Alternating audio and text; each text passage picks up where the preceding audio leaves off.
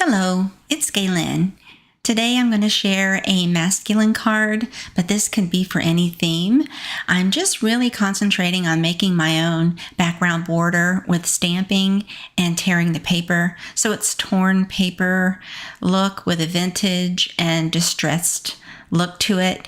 This could be for any occasion, could be for Father's Day, birthday, your spouse, but also it could be with any stamps. It could be floral or any kind of theme. I'm just showing you how to make your own background, an idea for stamping on the background, and also trimming it just by tearing the paper. And so for this masculine card, I'm using stamps by Unity. They are called Hey Stud, and that is with the sentiment and the guy there, the guy stamp. And also I'm using a bit of burlap to make the background panel, and possible, not easy, for that square stamp that's like a frame. I love that stamp. I love this kit because you can use the stamp for almost anything. And so I used the burlap stamp, and I just used hand stamping with ink, with craft ink, and I'm just blotching it randomly, not the whole stamp, just little parts of the stamp with ink. And I just add ink in different areas, really not covering it completely, just having it be a little bit distressed intentionally. And then you heat set that to dry. And I just use regular dye ink for that. I'm tearing by lifting up front and back to get that torn edge look on the side there.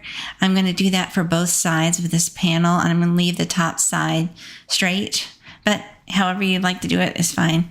I went ahead and did the same process with a little piece of green cardstock just to give it additional accents, but I did that off camera. And so I went ahead and I used Distress Oxide ink to blend around to give this more of a distressed look, more of a vintagey look. And then I wanted it even darker on the edges, so I used this Distress Oxide ink pad directly to where the areas were torn. And I'm not taking care to be real careful with this. I wanted it to be rustic, vintagey, and distressed looking. So I love the way it turned out. Against the white card base, it looks very nice. It stands out really good. And you can see that's just with a burlap background. If you have backgrounds with texture, that would be great for this kind of technique.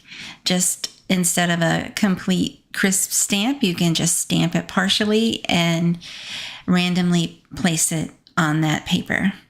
This is the finished border that I made. I added splatters to that background.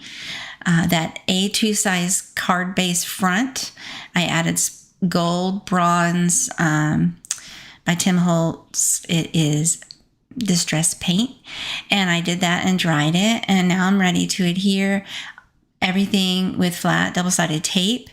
And I'm just going to add it all to the border I made, to the square frame, and to the guy there.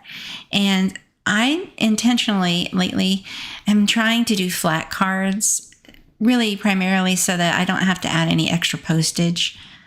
And it goes with one stamp once it's in an envelope. I love that. It creates less bulk. So even though this is layered and all these pieces are layered on top of each other, it's still a very flat card. But I think it has a look of texture with all these layers and the distressing.